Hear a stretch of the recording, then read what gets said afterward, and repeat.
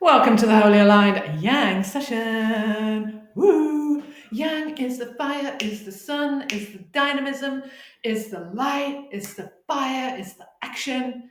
So, our willingness, our desire to move something, to get into the muscles. So, we build healthy tone in the fascial network, we build healthy muscles. Muscles are about motility. So these some of the long, incredible muscles that we have in the body, to the tiniest low motor muscle units at the creases of the eyes, that we want to create health in the muscle tone. So given our yin practice this week is very much focused on the shoulder girdle, we're really going to focus on building some upper body strength and creating a little bit more health, a little bit more openness, a little bit more malleability around the shoulders. So we're going to start standing. It's a good idea to have your mat today. Wear what feels comfortable. Don't get caught up too much in that kind of stuff. The most important thing is that you get things moving, you get things done. Okay, so just give yourself a little moment to stand in your sovereignty, to come into the splendor of your heart. And then coming into some shoulder rolls, those trusty shoulder rolls. And can we keep our connection with the spring-loading sensory feedback through the feet as we move into a different part of the body? Feel free to widen the elbows out. If you find it more interesting to rest the fingertips on your shoulder heads and draw circles with the elbows, do. So these are just options, and then we might, change direction. So like sometimes we think we've taken a wrong turning and it leads us to something bigger and better. So this idea that nothing is wasted. So those difficult relationships or those moments of illness or depression or heightened anxiety,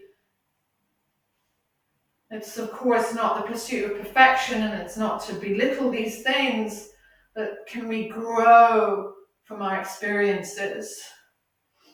Beautiful. And just give the arms a little shaky, give the hands a little shake. So what does it mean to build some fire in your muscles today? And then drawing upon a little bit of street dance inspiration, we take our arms wide, fire hands spread wide, really get that energy into the hands. And it's a pulse. So we do 1, 2, criss, cross. 1, 2, criss, cross. Yeah, so we find that rhythm. Bam, bam, chun, chun, yeah, ta, ta, ta, ta, ta. So, notice if you're being too serious about something. Can we lighten up a little bit? It doesn't mean we, belittle something that is feeling important, but also sometimes we just need to reduce what is taking up our bandwidth.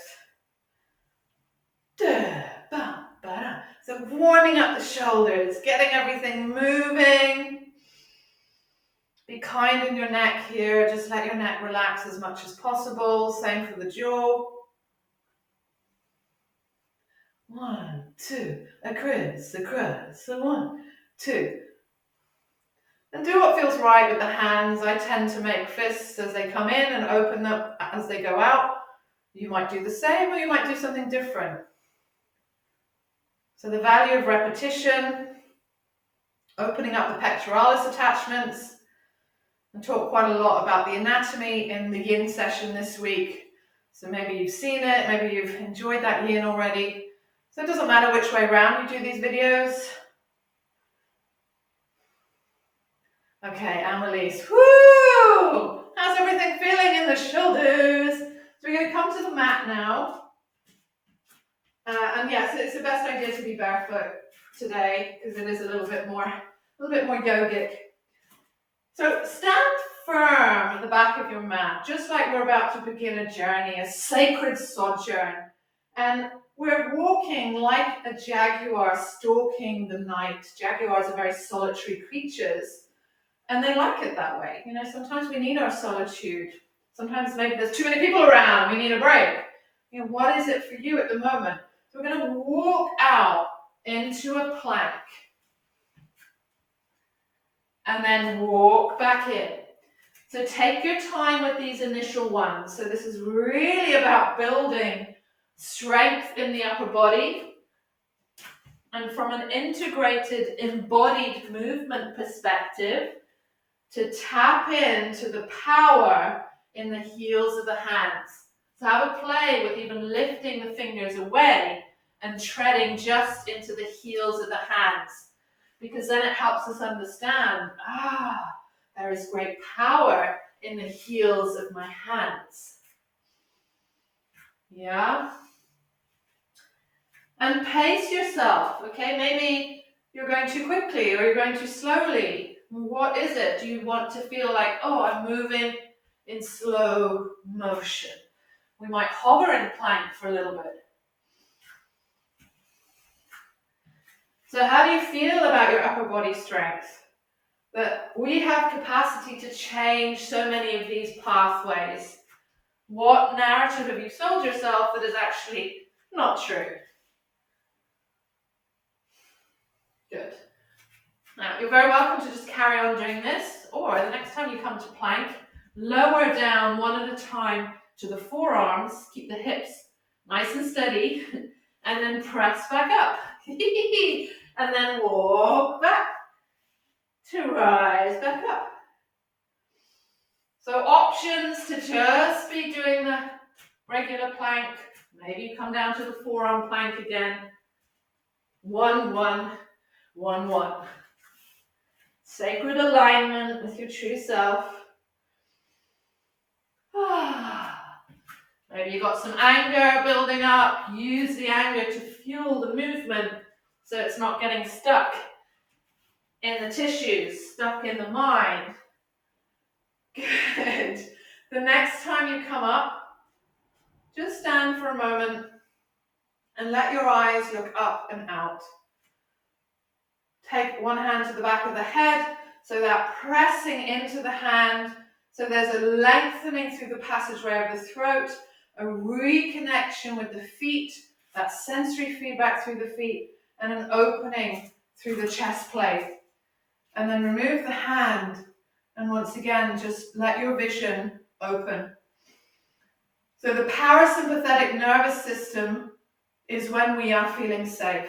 When we're in our threat system, we're much more likely to curl in, shoulders in, body tense, don't want to make eye contact. I mean, I'm exaggerating a little bit, but this can happen in very subtle ways. So when we open up and we spread the eyes and we look to the horizon, it gives the nervous system the message of, we're looking spaciously, so therefore we're safe. It's the neurobiology. And just notice how your breath is. Maybe it had quickened a little bit and some of that more cardiovascular movement. Maybe swallow deeply.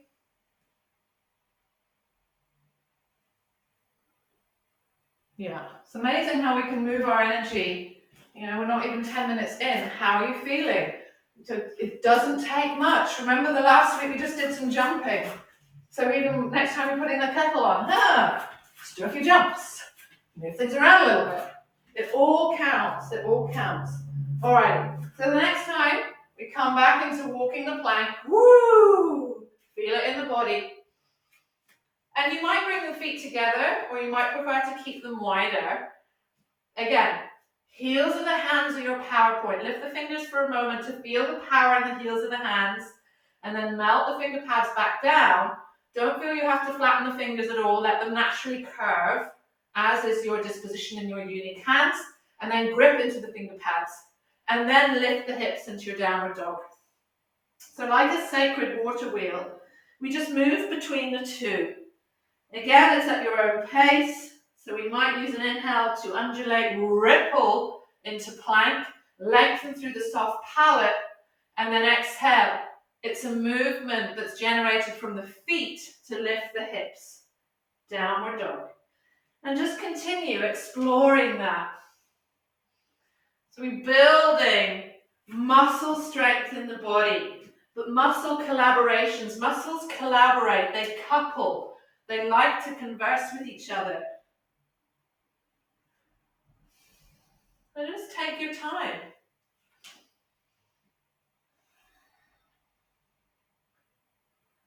Repetition in this way is building strength. Rest when you need to. So know when you have the fuel in your tank to challenge yourself. Know when you're running on empty that you need to be a bit more gentle. Couple more if it's there.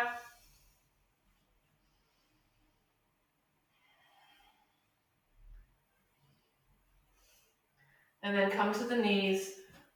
Big toes touching, knees wide as you soften the hips back.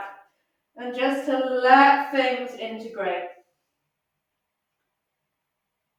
Maybe roll the brow gently side to side like you're sealing in a sacred longing.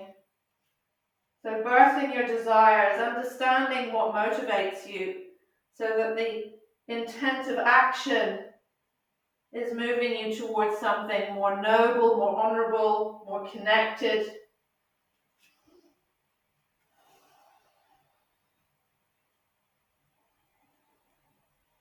Nice deep breaths.